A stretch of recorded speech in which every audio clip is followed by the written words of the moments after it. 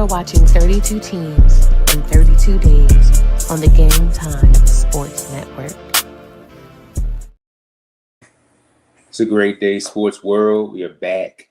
This time, Green Bay Packers are up. And I didn't know that this team had a tie last year. They were, what are they, 6-1. 7-1. Okay. 9-7-1. Who did they tie with? I don't know. They tied with Dallas, 40-40. I believe that was a Sunday night football game. Yeah, if it was a Sunday night football game, guess where I was at? Oh, we were both in the mid, probably. Absolutely. Yeah, we should have the Packer fan Darrell Owens, Mr. D-Lo, Mr. Rollback coming out in a few. But this team offensively ranked 15th. They were 17th in the pass. They were 15th in the run. Then, went through the season, had a close matchup against Chicago in the playoffs and lost, which was, a little bit of a shock to some people. With Caleb Williams, we just talked about Caleb Williams, wheeling and dealing in that game. With Green Bay, how did Green Bay, look? I know they had the injury to Michael Parsons, but how did they hold up to you last year? Right where I expected them to hold up. I had a little more at the beginning. I had a little more of an expectation. Or you get Michael Parsons, this the missing piece to that defense, along with Lucas Van Ness, Rashawn Gary, new Raider, Quay Walker, Edge Cooper. I thought they was on to something, and then Michael going out kind of like derailed their season. But you had a first round pick in Matthew Golden that you really didn't get a whole lot of. Christian Watson stayed injured, which we'll speak on him, I'm pretty sure, in a few segments in here. And yeah, Tucker Kraft went out with the ACL as well, so it was kind of it was a hit or miss bag with the Packers last year. And so yeah, man, I expected more, but injury bug, as you alluded to earlier, hit them pretty hard, and it derailed their season. Michael Parsons is slated to begin the season on the PUP list, so we probably won't see Michael Parsons probably about October, November, or something around that time. Is this the year of love? And if you go from 2023, and I talked to you about this earlier, Jordan Love never won 10 games in his NFL career. 9-8 23, 9-6 24, and 9-5-1 in 25. The touchdowns went from 32 to 25 to 23, and the interceptions went from 11 to 6, 11 in consecutive years to just 6. So I think if he can go into this season and he can cut, he can keep the interceptions as the same and keep dealing on the touchdown end, we might have a serious problem here with Jordan Love. Yeah, man, I think it's going to be a serious problem anyway, with all them guys coming back, man. With like I said, Tucker coming back, Christian Watson got a new bag, second year for Matthew Golden. I know Wicks is not there anymore. Who's the third wide receiver now? The third wide receiver would be the Golden Child. Matthew Golden, 44 targets, 29 catches last year, 361 yards. Remember the Golden Child, the movie with Eddie Murphy? Yeah, when we were kids, yeah. Yeah. So I don't know why, but when Matthew Golden was selected 20th overall, right? They had this whole thing back then where Green Bay didn't select wide receivers in the first round. They were always selecting them in the second, third, whatever. So when they finally took one in the first round, I'm like, could this be the Golden Child right here? Not to say, a child, he's not a child, but to go along with the movie there, Um, is this the year that you don't have a Dobbs, you don't have a Wicks?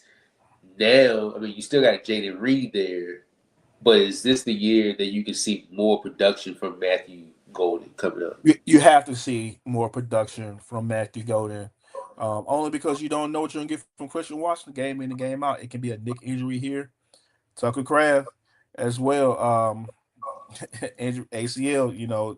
We'll knock on wood for those guys, make sure they stay healthy. But ultimately, to get Jordan Love back to the 32 touchdowns, 11 interception type season like he had in 2023, you're going to need more of Matthew Golden to be on that field along with Jaden Reed to see the full potential, with this offense. Not forget they got Josh Jacobs in the backfield, probably a top 8-9 back in the league when he's right.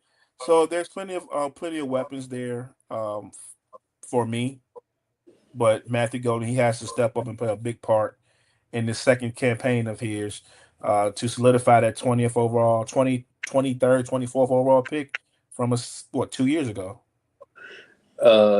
Yeah, they still have other guys like Savion Williams, and they picked up Sky Moore, who's on his third team since he's been in the league. Then you go to the tight end position with Tucker Craft, who missed some games last year.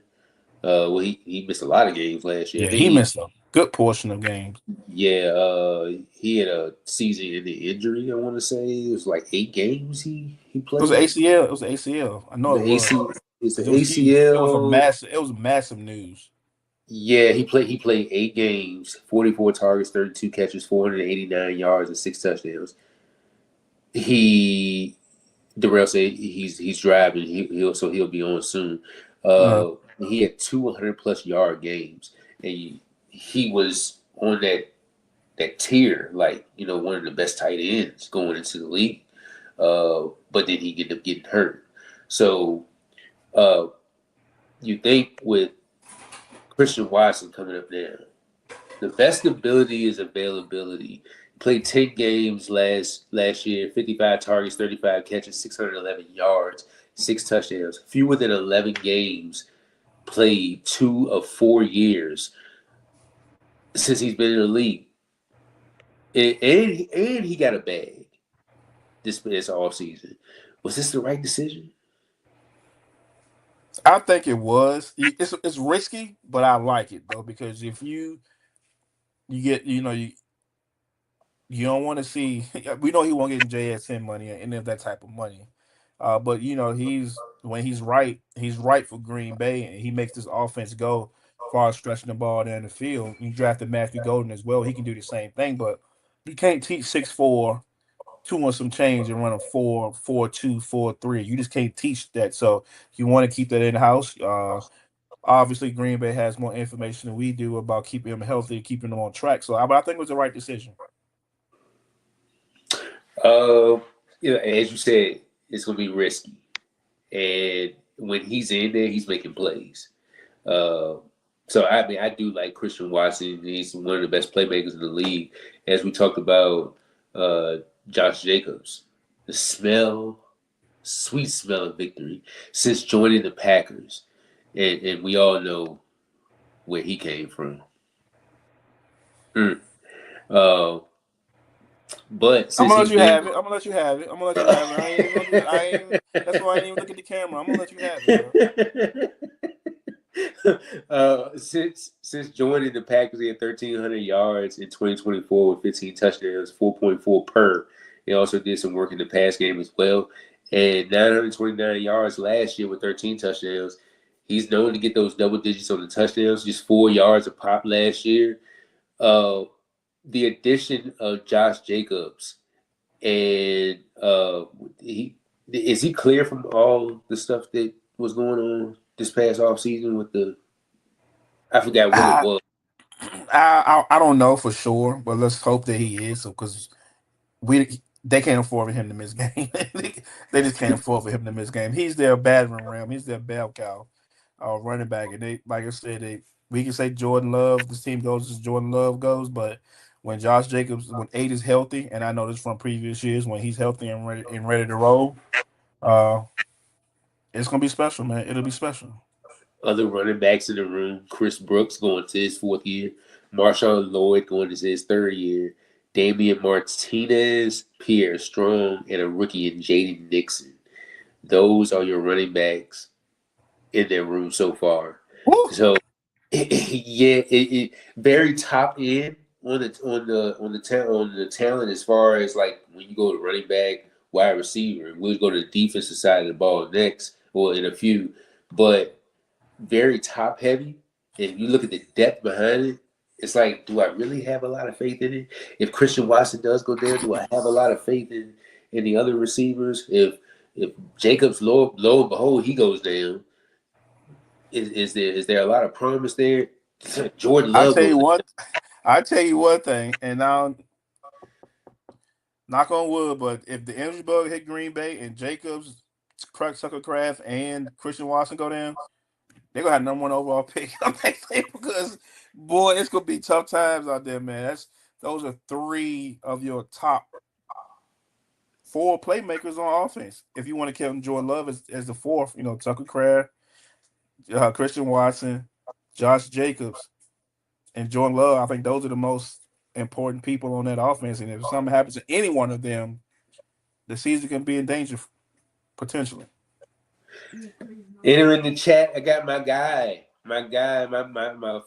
very good friend of mine, Mr. Rollback, Darrell Owens, D-Lo Owens. How you doing, sir? What's going on, boss man?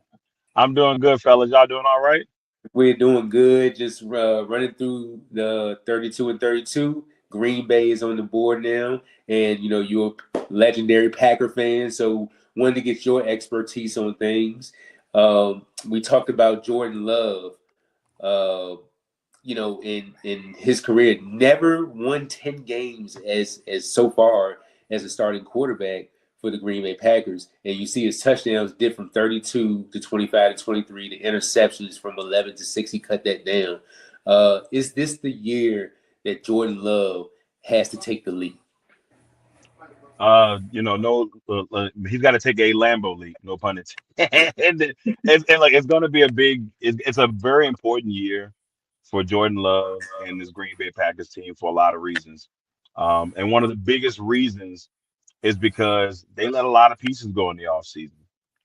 Micah Parsons is still coming back for injury, so you got to wait maybe to game 6, game 7 before you see Micah Parsons on the field. The NFC North has gotten better. It's going to be a very tough, very, very, very tough division once again.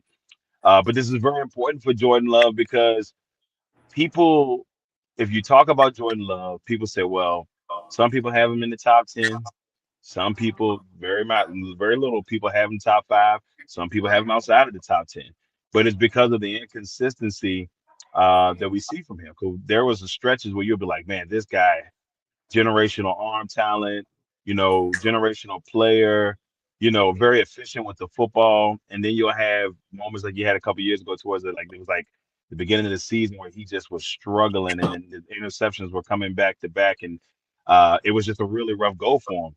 And this is a big year for him because Matt LaFleur has already said he's one of the best that he's ever had, the best that he's ever had. That's a lot saying when you had Aaron Rodgers. So, if anything, LaFleur puts a little bit of extra expectation on the Jordan Love. For Jordan, this is big. I mean, things in life are going in the right direction for him. He gets married a couple of years ago. He has a baby girl now. And he's got the money, but now you got to show that the money and your play on the field are matching up. The talent is there. He's like the NFC's, hate to even say it out loud, Justin Herbert, where you see the talent there, but it's just not going all the way. It's not taking that extra step. And Justin Herbert's been in the playoffs multiple times. He doesn't have a win. At least Jordan can say, I have at least one win. He probably should have had a win last year before that collapse that they had in the in that second half of the Bears game. So yeah, big year for Jordan Love, fellas. I mean, this is a must. They got to get 10 wins. That's the first thing. They got to win the division. This is something that hasn't happened. Now, granted, they've made the playoffs every year, but if this is the old format, they wouldn't have made the playoffs either year, and we'd be talking a whole different story. Yeah. Go ahead. Go ahead. No, go ahead. Go ahead, Larry. I just wanted to get your thoughts on Christian Watson, and was it the best decision to pay him, considering he's only played fewer than 11 games in two of his 4 years in the league? Was this a right decision on paying him? So this is a two-way sword on this. There's a part of me that says no, and there's a part of me that says yes. The no part is because of the injury history. That's something you can't ignore. And it's been out there for years, and there's moments he doesn't stay healthy, but when he's healthy, he has these stretches. He's like, wow, that guy's a number one, number two receiver, and it's almost too easy. Like the way he played towards the end of last year, how could you not consider him, you know, a number one receiver in a lot of people's eyes? So they paid him that way. Now, the other reason why I say yes, like definitely, when you look at the options between him and Dobbs was disgruntled those last couple of years. And even though they kind of rectified it a little bit by giving him the ball a little bit more towards the end of the middle of the season when he was complaining a little bit, I think if Dobbs may have stayed at they offer, but I think, with Green Bay, the way their organization works, if you ruffle the feathers too much there, they will get rid of you. We've seen it happen to Rasul Douglas, which I'm still mad about. Some other players, Devondre Campbell, he was all pro when he was there, and they let him go. So if you ruffle feathers in Green Bay, because it's such a tight knit town, tight knit community, tight knit organization, they're going to let you move on. And Christian Watson was the lesser of two evils, but there's a lot of potential if he stays healthy. Go ahead. Yeah, man. I agree with you about the tight knit community. Because remember, I think if I'm not mistaken, I don't know if Devondre Campbell he had like 2 consecutive years where he was like up there. He was like, He was top notch. Yep. yeah, he was top notch. But my question for you, D'Lo, I know this is gonna be more towards the defensive side of the ball, and I don't want to take up too much of your time. You But good? given what you gave up for Michael Parsons last offseason, 2 first-round picks, we all know what you gave up. Unfortunately, he had the ACL at what he did last year. How big of a loss is this for some of the season, knowing that this is a crucial year for Lucas Van Ness, Devontae Wyatt got paid in the offseason. How big of a loss in the beginning of the season do you think this will be for this defense? And if so, what can they do to supplement that role and impact that he had on the defense until he's healthy and ready to come back around October, November at the latest? So one thing that's going to help the Packers is their schedule. I mean, if you look at the schedule, there's some very winnable games in the beginning. There are going to be some tough ones. The Vikings are not going to be the same team that a lot of people think they were last year. I mean, and the Vikings were really good towards the end of the season last year with no QB, and now they got Yeah. that QB and Kyler Murray. Yeah. So if that role gets going, it's a whole nother problem. But they got the Jets at the beginning, the Falcons. You don't know what the quarterback play is going to be there. So there's a possibility they can go into those games and still be maybe 3-3 at the minimum. They shouldn't lose all of those games or nothing like that unless some, obviously knock on wood, disaster happens. But I think it's going to be critical for them to at least be above 500 or right at the cusp when he gets there, because there are some tough matchups. They got the Rams later on in the season. They're going to need him for the stretch. And, it was such a big blow because when he got injured in that Denver game, Packers were 9-3. They were on the verge of maybe being the 1 seed in the NFC. That's how close it was. And then they end up losing the next 5 games when he was out. That's how Yeah. much of an impact Michael Parsons had on the field when he was there. And he made everybody around him so much better because so many people were focusing on Michael Parsons. It's like the ultimate distraction. But they do have a young man, and mind me for not saying his first name correctly, but Sorrell, the rookie that they got last year. He has been really shining in camp, and he is turning eyes over and over. And people think that he may be a guy that can just kind of keep things going and really boost his stock in the process while Michael Parsons is getting better. So, I mean, the defense has some really good pieces on there. You got your Evan Williams, you got, McKinley, you got a young guy in Bullock who's a really good young safety in the league. They've got pieces, let me not forget what's my boy name. Having a moment.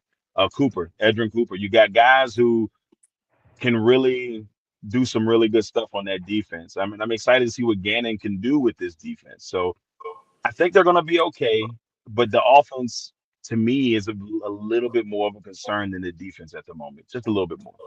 Gotcha. I think the defense is going to be a really strong point to your team, because if you look at the linebacker room, Zaire Franklin, Isaiah McDuffie, and Adrian Cooper all playmakers. You go to the cornerback room, you got Keyshawn Nixon, who's a Pro Bowler. Very surprised that McKinney wasn't he wasn't a Pro Bowler last year. Yeah, I don't think last year. Year before last, he was. He was leading the league in interceptions this He past year. led the league in interceptions. Yeah, McKinney, Evan Williams, is that a top safety duo coming into this league? it's up there. I don't want to put them like top five, but they're definitely in the top 10 in my opinion. Xavier McKinley's been nothing but good since he's been in the league, Yep. and he's been a great leader to that young Packers defense. You know, that's the one thing about this Packers team. They've been the youngest team in the league for like the last 3 years. And they're still probably, if they're not the youngest now, they're still up there when it comes to that. Like they're one of the youngest teams in the league. They've been in the playoffs all 3 years. Jordan Love has been the starting quarterback. That's why it's like, okay, people see the potential of what they could be, but then they don't make moves. And you say, okay, well, what's what here? What are you going to do? I love the Franklin move. Franklin's have been a really good player in this league, and it's a low cost move for Green Bay. You bring him in. They had to give away Worley, I believe, in the trade, but it doesn't hurt you. You need a strong linebacker core. You got Franklin and McDuffie, who's had some really solid seasons, and Cooper, who's been up and coming. Yeah, you know, I like what they did there with Franklin. I think the defensive line is probably going to be better when people think. And you know, there are still room for them to go and get pieces if needed. There's some guys out there if that becomes a factor. But yeah, I like what they did on the defensive side in the offseason. And I would like to see more because that's the greediness of all of us. If we could get more people, we would just grab them. Like, please bring me more people to this team. But yeah, I think I like what I see overall as a team, and I'm happy about it. Pretty happy about it. Probably about two more. Uh, Matthew Golden, who was There he selected is. who was selected There in he the is. 20s in last year. You know, Green Bay doesn't. You know, they had the where they Never. don't select wide receiver Never. first round. Uh, is this the year that the Golden Child moves up? They have no choice. You know, last year I was kind of surprised that they held off on him a little bit, but that wide receiver room was extremely crowded. So a lot of people are upset about the trades. I'm going to be upset till I'm blue in the face about the about the Wicks trade because I know the type of player Wicks could be, but also it was a crowded room. His contract was coming up next year. Something had to give, so they trade him to get picks for or whatever. Anywho, with Golden, we saw just a glimpse in that NFC game, in that playoff game last year. And I'm like, why haven't they been giving this man the football all season? Now he was hurt a little bit, but there was a lot of games he played, and they just never gave the football, never went his way. But I've noticed that Love has made it a point to get Golden the ball during camp. So I'm excited to see what he get. You get a first round pick, you want to use the weapon, and he wouldn't even use the weapon last year. Like you got the guy. You know, the first receiver you drafted since 2002, Javon Walker. I was a senior in high school. The last time they drafted a receiver in the first round. Poor Aaron Rodgers went his whole time in Green Bay and never got a first round receiver. He didn't throw a touchdown pass to a first round pick until Mercedes Lewis. Mercedes Lewis was 17 years in the league then. That's how weird this organization can be at times, man. I'm like, I love them to death, but it's just like, guys, what's the thought process here, you know? So yeah, but Golden, I think, has a chance to be special. This this receiving core as a whole, I really like them. Like I said, and it's big. We'll keep screaming it. It's every player in the league healthy. If they're on the field, they're special. We've seen what Reed can do. When they get him going, Reed can do some really good stuff. He got to start dropping the football though.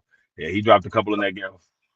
Well, bring us all y'all bad memories. Remember last But season? yeah, bad memories. But Reed has really shown some things that we've seen. Watson, they're all potential. This is the all potential lineup here that they have. There's a guy also that has been impressing in camp. I don't know how much they're gonna use that receiver, but Sky Moore. Sky Moore, former Kansas City Chief, they brought him in to do some, kickoff return, I think, to an extent. But he's made some really nice plays. Like Jordan has hit him up a couple of times, so don't be surprised if you see him in there. They drafted Savion Williams last year. I think he's going to be another guy they kind of slowly bring in the mix. And so Green Bay's kind of been, drafting these receivers, almost kind of like how the Ravens, shameless plug, they kind of like have been drafted trying to figure out that piece. Same thing here. They've been trying to figure out since Devontae left. That's been the rule. But I like the group. It's all about can they stay on the field and do good things. You got another one, huh? Yeah, I got one more. I'm gonna let you go. We know the tight ends in the league. You know, you got your Trey McBrides, you got your Brock Bowers, you got your George Kittles. You know, you go on and on your Dallas Godards. Where do you see Tucker Craft in that elk? Can he get there? And if so, what do you need to see from him besides staying healthy? Because we know he tore his Yeah, ACL last year, and it kind of derailed some of the Packers season. What else do you need to see from him besides being healthy to get mentioned with the Trey McBrides, the Brock Browers, the George Kittles of that nature? If he's not already there, in your yeah. opinion. I well, in my opinion, he's definitely top five. I think that's something that we've seen the talent, and he became Jordan Love's number one target before the injury. And we've seen the aggressiveness, the explosiveness. Because when he got drafted, he was supposed to be the number two. Like he was supposed to be the number two tight end behind Luke Musgrave, who had a strong showing in his Yeah. first year. And then this injury kind of like derailed him, and Kraft took advantage of it and just ran with it. And to me, Kraft has a lot of when I see Kraft, I see George Kittle. You know what I'm saying? Like for some reason, it's like maybe without the long hair, but that's when I see him. That's who I see. I would like to see him that way without the injuries. I would like to see him that way without the injuries. But when Kraft is on the field, like he is so dangerous, and the McBrides of the world, the Bowers of the world, the one difference, when it comes to McBride and when it comes to Bowers, you know, they don't have a Jordan Love. You know what I'm saying? No, no, no shade. I mean, I think Oh, that's going to change in the next couple of years with Mendoza. I think that's going to be a nice little combo once that gets rolling. But I'm just looking at it like, they don't have that. He's got Jordan Love. There's no reason why this guy shouldn't be, if not the best in the next couple of years, at least one or two. You're going to have to mention him in those names. And as we said before, staying healthy. If he stays that way, I can't see why he wouldn't be. The guy's an animal, but he has a lot of George Kittle in him. And this Packers team is kind of based off of the 49ers. I mean, that's just how they were when LaFleur came in. They were all in their systems together, so they all know each other, and it's that kind of their style. So I wouldn't be surprised here to see what that'll be here in the next couple of years. But I like Kraft, and I want to see him really have a great year. He looks great for somebody who had the injury in the middle of the season last year. I was like, he don't even look like he was hurt. Knock on wood. And so yeah, I love what I see. Love what I see. Man, we appreciate you so much for taking this time out. We're in the NFC North. AFC North is in a couple of days. Can we get you on for the Ravens? You out there. Yeah, yeah, yeah, most definitely, bro. Yeah, you got to tap me in for that Ravens one. We got a little Bowie TV in that bad boy. Yeah, I mean, look, I'll throw this in real quick before we run. Another special group potentially at receiver. I know I threw a little bit in there with that, but this Ravens team has a couple of Jacoby. young pieces. Yeah, I got a chance to ask Jacoby a question yesterday, man. That thing going crazy on TikTok. My notifications ain't blow up. I said, hey guys, I need y'all to calm down on the Abs- notifications. And that thing been blowing up Absolutely. all day, but I was like, I don't usually get that type of because I don't post. I don't really post for that type of stuff. Like I just post because I love what I do. So when you get that much, and it's like, okay, cool. But yeah, anyway, he's a really down to earth kid. They got a really good receiving core, but it's a good team. And yes, bring me back for we got to talk Baltimore, baby. We got to talk Baltimore. We will, man. Hey, thank you, my friend. All Thank right, you. fellas, y'all have Thank a you. great show, man. Keep doing y'all thing. I'm proud of y'all. Appreciate you, Be man. safe. Be Appreciate safe you, out there. man. Peace.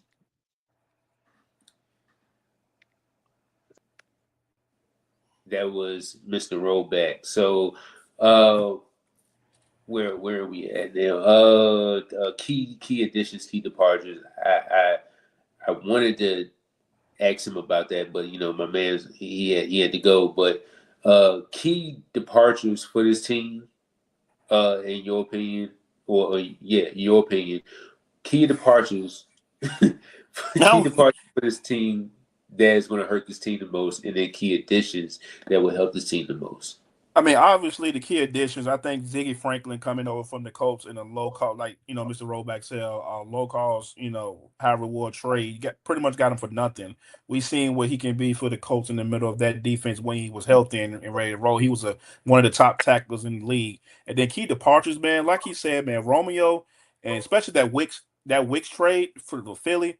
it was like the rich get richer, and I would have loved to see them hold on to Dontavian Wicks, but there's only one football that you can throw on the field at one time, and we know Romeo Dobbs, he was disgruntled, he was looking for a new deal, and Dontavian Wicks was looking for some get the ball a little more in his hands, and and I'm one more, Larry, before we move on from this, and this one might surprise you, but Malik Willis, you know, being the key departure, being some insurance for Jordan Love just in case something do happen.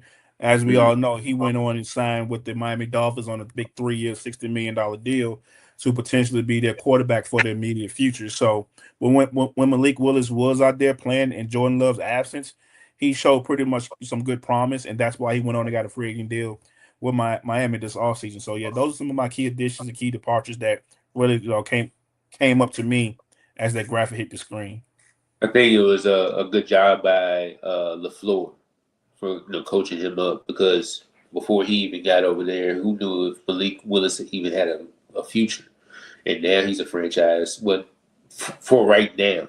He is a franchise quarterback And for the he and Miami. he has every opportunity to show them that he is. Excuse me. Um, you can if you play well, if you play well and you don't have a good season, what does the Dolphins do? That puts them in a crossroad, a crosshair. Hey, do we go out and get one of these guys that are coming out next year, year after that, or do we say, hey, look at the Malik Willis film from 2026? He didn't have a whole lot of random besides A Chain. Let's give him another shot. And do you bypass, one of these top quarterbacks? Do you get him another weapon? To continue to build this roster that's young with rookies and second year guys. So it's going to be interesting to see what they do down in Miami to supplement Malik Willis and give him the best opportunity to flourish, as they would say. What draft pick stands out to you the most?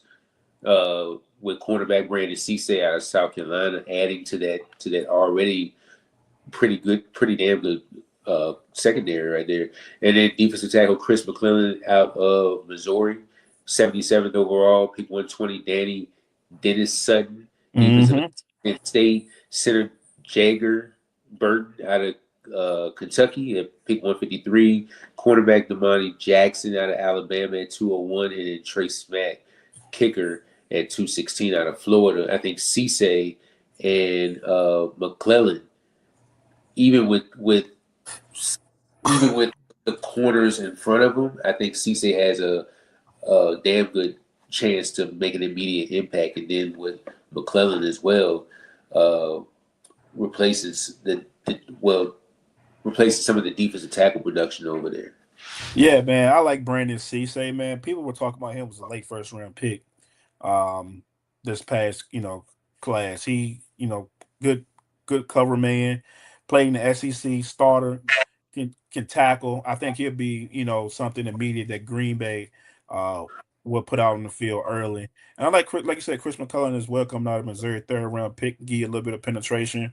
Can do well in the run game. So they definitely need that. With Micah absence and some young guys that's going to be in that rotation, they're definitely going to be relying on him to come in and give good production and see the field immediately as well. If I can talk today, I'll be good, but I'm struggling today. Yeah, those two guys. I remember Danny Dennis' son from Penn State as well. He played with Abdul Carter his last year, and he was decent. So he will give you some depth, on that defensive line. And Damani Jackson, he was a 5-star recruit coming out of high school, played at Alabama. Um, Solid corner. I don't know what went wrong there at Alabama. I don't know if it was a coaching change or whatever the case may be, but his lack of play kind of fell off. Now he's a 6th round pick getting a chance, and if he can get back to that 5-star form coming out of high school, you might have something on your head. And then later round, they can push Keyshawn Nixon for a spot if it allows. The schedule. You start with on 2 games on the road against the Vikings and the Jets. And you got the Falcons on a Thursday night. You add the Buccaneers against the Bears, Cowboys on a Sunday night. You got at the Lions, Panthers on a Thursday night, at the Patriots. You get the Vikings again, hit the bye week, and then you got the Rams, the Saints, the Bills on a Sunday night. There's a Wednesday night game on Netflix at the Rams. That's crazy. That gang gonna be watching me. It's at 8 o'clock too, and then you Oh got yeah. the Dolphins, the Bears, the Texans, the Lions. What part of the schedule kind of intrigues you the most? Like that, there's no, you know, when we talk about the NFC West, consistently there was like this 3, 4, 5 game stretch where it's like tough. Where on this schedule do you see like that stretch? Like, is it where you see where week 4 starts all the way to maybe their bye week? Yeah, I'm gonna go there. I'm gonna say I'm not gonna say week 4. I'm gonna say week 5 to week 10 because those are shoot all playoff teams from last year. Um, and they're all tough outs. They're all going to be tough outs this year. Chicago going to be a tough out with Caleb. We know what Dak C and George brings right now. We know what Goff, St. Brown, and Jameer Gibbs are going to, and Jameson Williams are going to do. We know our young Bryce is going to get better in year 3, year 4. We know what the defending AFC champs are going to be. They added AJ Brown, and then you got Minnesota with K1 with Justin Jefferson, Jordan Addison, and that Brian Flores defense that's going to be coming out of nowhere. So I think that's going to be a tough stretch. That's the only stretch that I really see that can give them some trouble. The Rams, Saints, Bills, Dolphins, Bears. I think that's a little lighter than the one on the left. So I'm gonna go with the week 5 through week 10 matchups to be the most issues for this Packers team. What's your expectations for the team before we get up out of here? I expect them to compete with Chicago for the NFC North crown. I'm going to take the Green Bay Packers to win the NFC North. That's not a spoiler. It's not a prediction. It's a spoiler. Um, because Football in. of Michael Parsons coming back, like Mr. Rollback said, got a soft schedule to start. Give him some time to get healthy. Come out there 3-3, and then when he come back, hit the ground running, and take this division over. So I think they'll win a division. And make some noise in playoffs. I'm not saying NFC Championship, but I definitely see a division around in that future if Jordan Love can continue to progress and get better, as we were talking about throughout the show. We didn't even touch on the offensive line, but my thing is, if this top heavy offense from quarterback to running back to the offense, these top heavy guys, if these guys can stay healthy consistently, I think this team has a route to where they can make a deep playoff run. If not, oh boy. Yeah, it's gonna be some uproar up there in Lambeau Field. And what's it, Cheese Heads, or what they call them out there? I don't know. Go Pack And, Go. Whatever. and with LaFleur, he signed an extension, so it's not like you can get rid of him just like that, right? Yeah, they are a community based owned team, so you got to go through a board of governors and stuff to get them out there, and Hey, that's probably too much. Yeah, man. how I be a part of the board of Yeah. governors? All you gotta do is throw $5 on there. Shoot. You got a little say so, get a little vote or so. We got the Minnesota Vikings tomorrow. We touch on Kyler Murray and everything Minnesota tomorrow, and then Detroit right after that before we touch on the AFC North. Mom, you got anything before we get up out of here? Nah, man, I ain't got much, man. I thank Darrell for coming on, blessing us with his presence. Talk about his team is always a good thing when that brother on with GT 365. And I'm looking forward to doing more with him when we talk about the Ravens and the AFC North.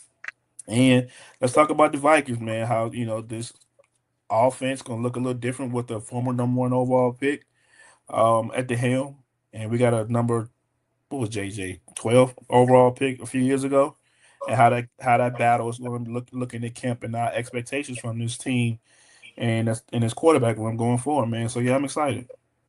All right, everybody. Have a great night. We'll see you tomorrow.